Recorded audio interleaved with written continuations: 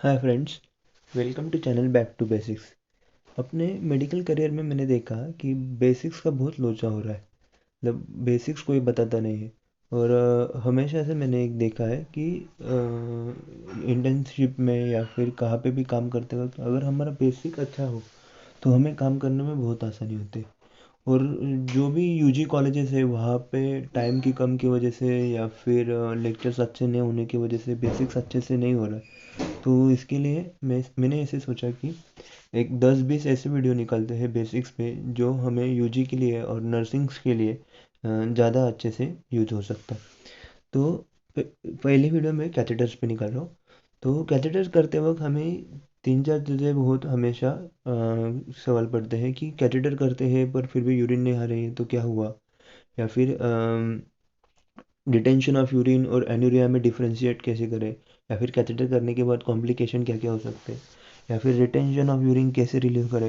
या फिर कैथेटर अटक गया तो क्या क्या कर सकते हैं। और कैथेटर की केयर कैसे लेनी है। तो ये सब चीज़ों की वजह से जुड़े रहिए ये वीडियो के आखिरी एंड तक। तो what is catheter? Catheter is a hollow flexible tube with opening at both. दोनों एंड में ओपनिंग रहते हैं, हॉलो ट्यूब रहते हैं, फ्लेक्सिबल अंदर से खाली ट्यूब रहते हैं और बहुत फ्लेक्सिबल रहते हैं। इसके टाइप्स बहुत सारे प्रकार से बहुत सारे टाइप्स होते हैं अकॉर्डिंग टू यूज़। उसके बाद according to material. But catheters हमें जो फोलिस कैथेटर रखना है उसके लिए ये सिर्फ दो टाइप्स के हम मोड ऑफ एक्शन के हिसाब से देखेंगे। वो दो टाइप का रहता है, एक self retaining catheter, second one is a simple catheter. Self retaining and simple that is non self retaining. In size catheter की साइज वेरी करते हैं, पर वो जनरली फ्रेंच स्केल में दी होती है। जो कैथेटर साइज रहती है लाइक 12F या फिर 14F, लाइक 16F। तो ये सब कैथेटर्स फ्रेंच स्केल में दिए जाते हैं। एफ का मतलब फ्रेंच स्केल होता है। नाउ नॉन सेल्फ रिटेनिंग और सिंपल रबर कैथेटर। जो सिंपल रबर कैथेटर रहता है वो इंडिया रबर से बना हुआ रहता है। वो रेडियो ओपेक रहता है, मतलब हम उसको करें कैथेटर करें और उसके बाद एक्सरे निकाले तो एक्सरे में वो दिखाई देता है। उसकी साइजेस 3 से लेके 12 तक आते हैं। उसमें दो टाइप रहते हैं, एक blunt tip and side holes और दूसरा whistle tip with pointed whistle point up. जो विसल टिप रहता है वो कभी कभी इरिटेबल हो सकता है, बाकी वो ज़्यादा आसान रहता है फिर करने में और ड्रेनेज अच्छा रहता है। बाकी अगर सिंपल रबर कैथेटर के एडवांटेज अगर बोले तो वो सिंगल यूज़ के लिए बेस्ट है। थेरेपेटिक डायग्नोस्टिक यूज़ कर सकते हैं। और डिसएडवांटेजेस अगर हम देखें तो इन्फेक्शन के चांसेस बढ़ जाते हैं, कैथेटर इंजरी के चांसेस बढ़ जाते हैं। और बार बार यूज़ करने से या फिर ज़्यादा टाइम तक सेम कैथेटर रखने से वो हार्ड हार्ड बन सकता है, मतलब डिफ़िकल्ट टू रिमूव बन सकता है। और इंजरी के चांसेस भी ज़्यादा रहते हैं। स्टरिलाइजेशन कैसे कर सकते हैं सिंपल रबर कैथेटर को? बॉइलिंग वाटर, ऑटोक्लेव मशीन में तो डाल ही सकते हैं, बट बॉइलिंग वाटर 20 से 30 मिनट तक अगर गर्म पानी में उसको उबाले तो अच्छे से वो स्टरिलाइज हो जाता है। इंडिकेशंस में सिंपल रबर कैथेटर के indications, urinary indications and non urinary indication. And urinary में भी therapeutic indication and diagnostic indication ऐसे डिफ्रेंशिएट कर सकते हैं। तो थेरेपेटिक इंडिकेशन में एक्यूट और क्रोनिक इरिटेशन में ब्लैडर एम्प्टी करने के लिए, या फिर ब्लैडर को आफ्टर सर्जरी कंटिन्यूस इरिगेशन करने के लिए, या फिर इन्फेक्शन हुआ है तो एंटीसेप्टिक्स उसमें डालने के लिए, और एंटी न्यूप्लास्टिक एजेंट अगर ब्लैडर का कैंसर वगैरह है तो उसमें एंटी न्यूप्लास्टिक एजेंट भी डाल सकते हैं हम। Single use anti neoplastic agent ऐसे कोई देना है वंस ए मंथ या फिर वंस ए वीक तो उसके लिए हम सिंपल रबर कैथेटर कर सकते हैं। और urinary infection like urethritis, cystitis में अगर हमें क्लोरहेक्सिडिन जैसे सॉल्यूशन से एंटीसेप्टिक इंस्टॉलेशन करना है उसमें, तो उसमें हम यूज़ कर सकते हैं। उसके बाद कुछ ऑपरेशन से पहले ब्लैडर फुल करना पड़ता है, जैसे कि प्रोस्टेटेक्टोमी, या फिर कुछ ऑपरेशन से पहले ब्लैडर रिमूव करना, एम्प्टी करना पड़ता है, जैसे कि पेल्विक सर्जरी। तो उसमें हम सिंपल रबर कैथेटर यूज़ कर सकते हैं। डायग्नोस्टिक एपरेचर में अगर हमें अनकंटेमिनेटेड यूरिन सैंपल चाहिए होगा तो हम सिंपल रबर कैथेटर का यूज़ कर सकते हैं। सेकेंड थिंग की पेल्विक एग्जामिनेशन से पहले हमें अगर ब्लैडर एम्प्टी चाहिए तो हम उसमें यूज़ कर सकते हैं। तीसरा, डिटेंशन ऑफ यूरिन और एनुरिया में डिफ्रेंशिएट करना होगा तो हम सिंपल रबर कैथेटर का यूज़ कर सकते हैं। And the next thing is कि to measure residual urine enlarge prostate. और प्रोस्टेट बड़ा है और यूरिन कितनी पीछे रह रही है अगर हमें गिनना होगा तो उसमें हम सिंपल रबर कैथेटर यूज़ कर सकते हैं। मोस्टली अभी यूएसजी में कितनी रेसिडुअल यूरिन है वो आ जाता है, बट फिर भी अगर हमें यूएसजी क्रॉस चेक करनी होगी तो हम इसका इस्तेमाल कर सकते हैं। नेक्स्ट थिंग इज़ कि नॉन यूरिनरी यूजेस हम सिंपल रबर कैथेटर टॉर्निकेट के लिए यूज़ कर सकते हैं, सक्शन ट्यूब के लिए यूज़ कर सकते हैं, ऑक्सीजन कैथेटर के लिए यूज़ कर सकते हैं, रेक्टल कैथेटर जैसे कि बस्ती देना या फिर इनेमा देना, इसमें हम सिंपल रबर कैथेटर यूज़ कर सकते हैं। सक्शन ट्यूब हम जो जो बेड रिडन पेशेंट घर पे जाते हैं तो केयर टेकर के लिए इजीली सक्शन होने के लिए हम सिंपल रबर कैथेटर दे सकते हैं। एज ए टॉर्निकेट ऑक्सीजन कैथेटर उसमें होल करके दे सकते हैं। फ्लैटस ट्यूब में अगर हम उसमें ज़्यादा होल करें तो फ्लैटस ट्यूब इंट्राएमनियोटिक इन्फ्यूजन पहले यूज़ किए जाते थे, बट अभी कोई ज़्यादा यूज़ नहीं करता इंट्राएमनियोटिक इन्फ्यूजन। बाकी होम्योस्टेसिस के लिए कर सकते हैं और ट्रैक्शन के लिए भी हम उसको सिंपल रबर कैथेटर यूज़ कर सकते हैं। नाउ नेक्स्ट थिंग इज कि सेल्फ रिटर्निंग कैथेटर। तो ये कैथेटर ऐसे रहते हैं, इनमें स्पेशल डिवाइस रहता है एट डिस्टल और proximal that prevents them from slippage of urethra. तो इसमें क्या रहता है कि ये कैथेटर खुद से वहाँ पर रह सकते हैं, तो इसको कुछ पकड़ के रखने की ज़रूरत नहीं रहती और ये कैथेटर खुद से वहाँ पर रह सकते हैं। इसमें balloon catheter non balloon catheter रहता है, तो इसकी वजह से उन्होंने बोला है कि डिस्टल और प्रॉक्सिमल। जो बलून कैथेटर रहता है उसमें फोलिस कैथेटर और कोटेड कैथेटर टाइप्स होता है, जिसके डिस्टल एंड पे बलून रहता है और वो उसको रुकाने में मदद करता है। एंड सेकेंड थिंग इसकी प्रॉक्सिमल एंड तो मैलेकट कैथेटर रहता है, उसके प्रॉक्सिमल एंड पे उसको हैंग होने के लिए ऐसे उसका बनाया हुआ स्ट्रक्चर ऐसे रहता है कि वो प्रॉक्सिमल एंड से हैंग हो सकता है, तो वो मैलेकोट कैथेटर रहता है। वो नॉन बलून रहता है, उसमें बलून नहीं रहता है। तो मैलेकोट कैथेटर नाउअडेज इतना ज़्यादा यूज़ नहीं होता है, और हम जो आईसीयू में काम करते हैं जैसे मेडिसिन आईसीयू या फिर कार्डियक आईसीयू, तो उसमें मोस्टली फुलिस कैथेटर ही लगता है। तो ये वीडियो में हम फुलिस कैथेटर के बारे में ही बोलेंगे। तो फुलिस कैथेटर और कोटेड कैथेटर मतलब क्या रहते हैं, जब जैसे कि यूरेथ्राइटिस या फिर सिस्टाइटिस या फिर यूटीआई वगैरह कुछ होगा, तो नाइट्रोफिरंटाइन कोटेड कैथेटर से मिलते हैं डायरेक्टली, जिसके कैथेटर के ऊपर से नाइट्रोफिरंटाइन एंटीबायोटिक जो है अपना वो कोटेड रहता है, और वो धीरे धीरे वहाँ पे छूटता रहता है। तो उससे क्या होता है कि एंटीबायोटिक प्रॉपर्टी मिलती है वो कैथेटर को, बट वो भी बहुत कॉस्टली होते हैं तो मोस्टली यूज़ नहीं होता है। Now Foley's catheter, two way Foley's catheter रहता है, थ्री वे फोलिस कैथेटर रहता है, उसमें थ्री वेज रहते हैं, फोर वे फोलिस कैथेटर रहता है, और हिमेचुरिया फोलिस कैथेटर रहता है। जो हिमेचुरिया फोलिस कैथेटर रहता है उसके बलून की साइज में जो फ्लूइड हम डाल सकते हैं वो ज़्यादा रहता है, उसमें हम 50 ml तक डाल सकते हैं। तो उससे क्या होता है, प्रेशर क्रिएट होता है, और हिमेचुरिया हिमेटेमेसिस में उसका काम होता है प्रेशर की वजह से हिमेचुरिया कम हो सकता है। बाकी two way three way four way हम रूटीनली देखते हैं। अभी what is folic catheter is made up of latex rubber. उसमें 8 से लेकर 24 तक उसकी साइज रहती है। जो वो डबल चैनल रहता है, उसमें एक चैनल बलून के लिए रहता है और सेकेंड चैनल जो रहता है वो ड्रेनेज ऑफ यूरिन के लिए रहता है। जो फर्स्ट चैनल रहता है बलून का, उसके बलून में कितना डिस्टिल वाटर हम अंदर डाल सकते हैं, वो बलून की साइज और कैपेसिटी वो ड्रेनेज चैनल के ऊपर लिखा हुआ रहता है। जो टिप रहता है वो ब्लंट और स्मूथ रहता है। तो टिप ज़्यादा बड़ा भी नहीं चाहिए, ज़्यादा छोटा भी नहीं चाहिए। ज़्यादा छोटा अगर होगा तो बलून जब हम इन्फ्लेट करते हैं, जब बलून में हम पानी डालते हैं तो टिप बलून से ढक सकता है, और ड्रेनेज धीरे धीरे हो सकता है, ड्रेनेज प्रॉब्लम हो सकता है। और वही अगर टिप ज़्यादा बड़ा हो तो फिर वो ब्लैडर को इरिटेट कर सकता है। और मोस्ट इंपॉर्टेंट थिंग कि ऑलवेज यूज डिस्टिल वाटर। अगर हम सलाइन वाटर यूज़ करें तो उससे क्रिस्टल फॉर्मेशन होते हैं और बलून हार्ड हो जाते हैं, तो कभी कभी डिफ्लेट होने में तकलीफ हो जाती है। और अगर हम टैप वाटर यूज़ करें तो टैप वाटर से इन्फेक्शन के चांसेस बढ़ जाते हैं। तो ऑलवेज यूज डिस्टिल वाटर।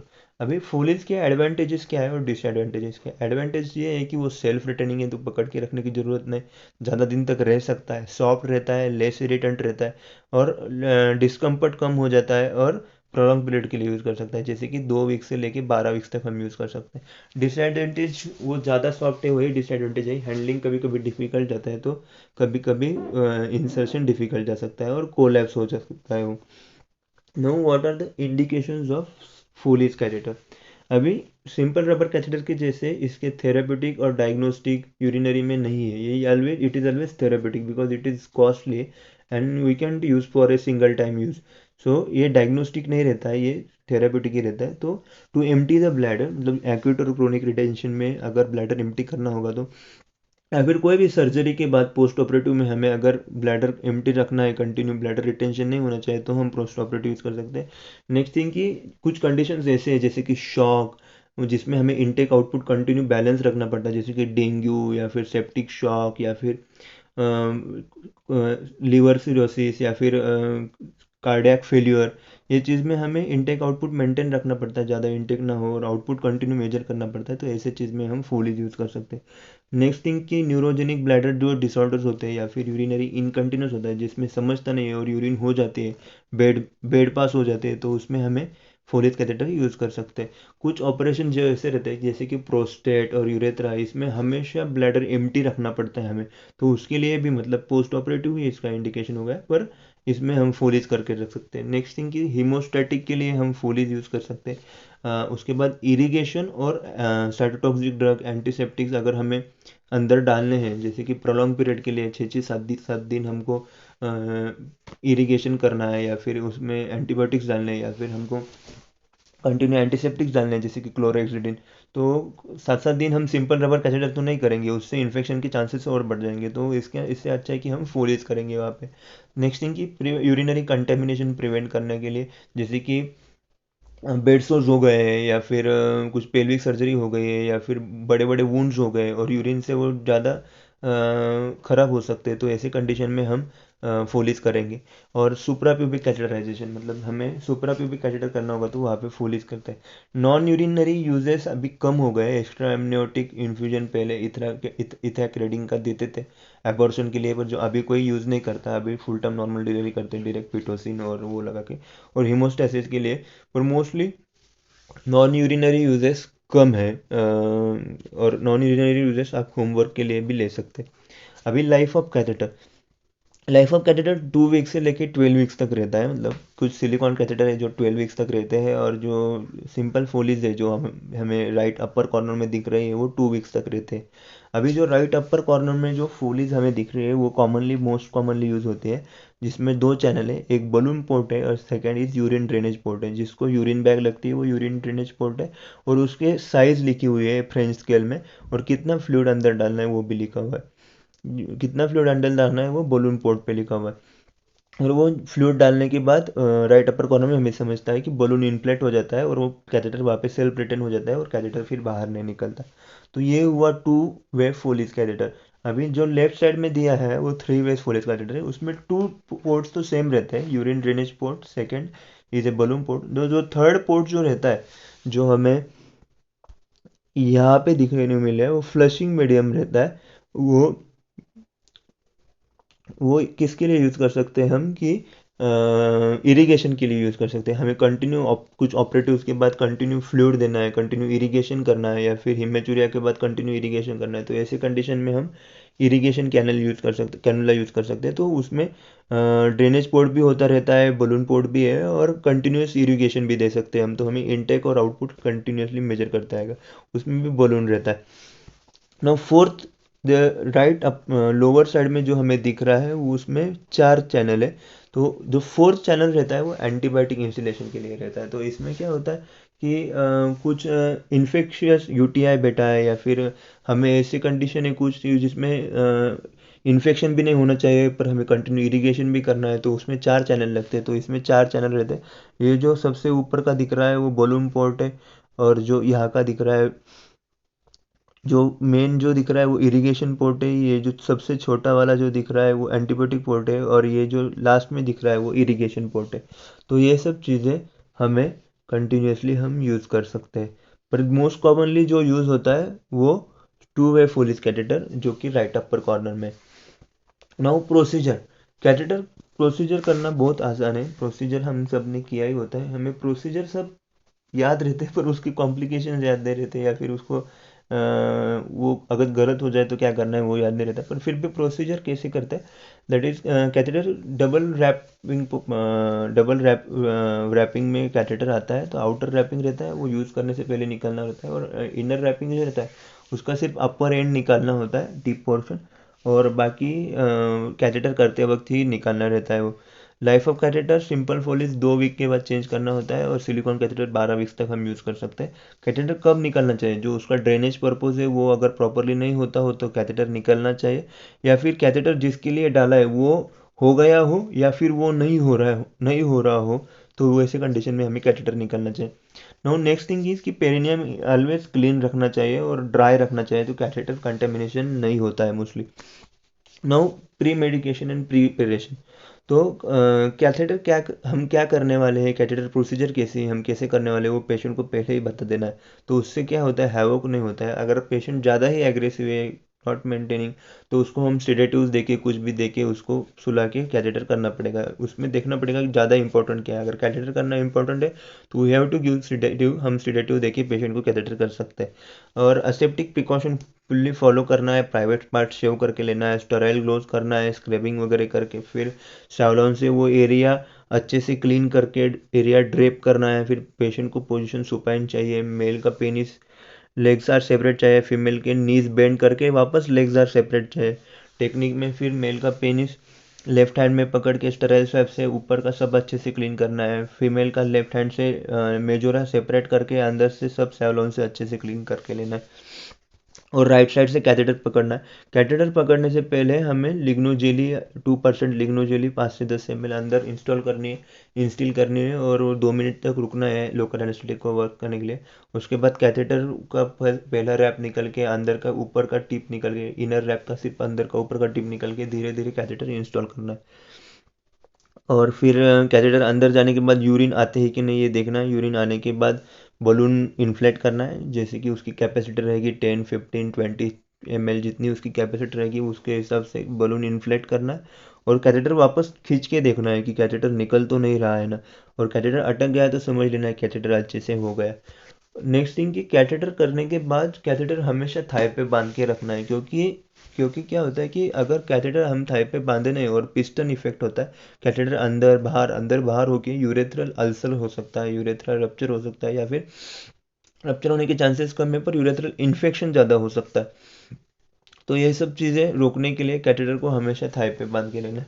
अभी हम सब जो सबसे ज़्यादा सवाल हमको पढ़ते हैं उसके आंसर देखते हैं कि अगर यूरिन आए नहीं कैथेटर में से तो हम क्या समझ सकते हैं। यूरिन अगर कैथेटर से आए नहीं तो 4 चीज़ें हम समझ सकते हैं। एक कि कैथेटर फेल है अपना, मतलब कैथेटर प्रॉपरली हुआ नहीं है। सेकेंड थिंग कि कैथेटर ब्लैडर के अंदर है पर टिप उनके यूरिन के लेवल के ऊपर हो गया, या फिर एयर इन्फ्लेट करे। तो एयर इन्फ्लेट करने के बाद वो जो बलून रहता है वो एयर इन्फ्लेटेड बलून यूरिन के ऊपर फ्लोट करता है और टीप ऊपर रहता है, तो ड्रेनेज अच्छे से होता नहीं। या फिर थर्ड थिंग कि कैथेटर ब्लॉक्ड है, तो blockage of catheter is another cause of urine बाहर नहीं आती है उसका। और नहीं तो फिर मोस्ट लास्ट कॉज अनयूरिया हो सकता है। तो फिर रिटेंशन ऑफ यूरिन और अनयूरिया में डिफरेंशिएट कैसे करेंगे हम? तो रिटेंशन ऑफ यूरिन में मोस्टली ब्लैडर फुल हो जाता है पेशेंट का, और पेशेंट सेंसिटाइज होता रहता है कि यूरिन लग रही है पर यूरिन पास नहीं हो रहे। तो that is retention of urine, मतलब पेशेंट को समझता है कि मुझे यूरिन को जाना है, उसको पेट के ऊपर पेन भी होता है पर वो जा नहीं पाता है, जिस एनुरिया में वैसे नहीं होता है। सेकेंड थिंग कि अगर हम क्लिनिकल एग्जामिनेशन करें और पेशेंट का पेट चेक करें तो उसका ब्लैडर फुल लगता है, हमें सुप्राप्यूबिक के ऊपर टेंडरनेस रहता है, मतलब वहाँ पे हाथ लगाने पे दर्द होता है और वहाँ पे फुलनेस रहता है, और हम दबाने पे पेशेंट को दर्द भी होता है, तो वो एनुरिया में नहीं होता है। और थर्ड थिंग कि ब्लैडर को हम जब भी कैथेटर करते हैं तो ब्लैडर एम्प्टी हो जाता है, वो कि एन्यूरिया में नहीं होता। तो these are the basic 3 things to differentiate between retention of urine and anuria. अभी हमने देखा कि कैथेटर किया है पर यूरिन नहीं आई, तो उसके 4 कॉजेज देखिए, उसमें फोर्थ एन्यूरिया था। तो एन्यूरिया और रिटेंशन ऑफ यूरिन में क्या डिफरेंस है वो हमने देखा। अभी what are the complications of catheter? Catheter करने से क्या क्या हो सकता है? एक कि इन्फेक्शन हो सकता है, जैसे कि फीवर, यूरेथ्राइटिस, सिस्टाइटिस, प्रोस्टाइटिस, या फिर असेंटिंग पायलाइटिस, मतलब इन्फेक्शन वहाँ से ऊपर जा सकता है। सेकेंड थिंग कि ट्रॉमा हो सकता है, जैसे कि फॉल्स पैसेज ऑफ यूरेथ्रा, मतलब यूरेथ्रा रप्चर कर दिया, या फिर ब्लैडर में ट्रॉमा कर दिया, या फिर टोटल रप्चर ऑफ यूरेथ्रा कर दिया, जैसे कि बलून पूरा ऊपर गया ही नहीं है और ज़्यादा इन्फ्लेट कर दिया, यूरेथ्रा रप्चर कर दिया, तो ऐसे हो सकता है। या फिर शॉक में पेशेंट जा सकता है कि वैसोजेनिक शॉक, मतलब प्रॉपरली यूरेथ्रा को एनेस्थेटाइज नहीं किया और फिर भी फोर्सफुली किया, पेशेंट वैसोजेनिक शॉक में जा सकता है।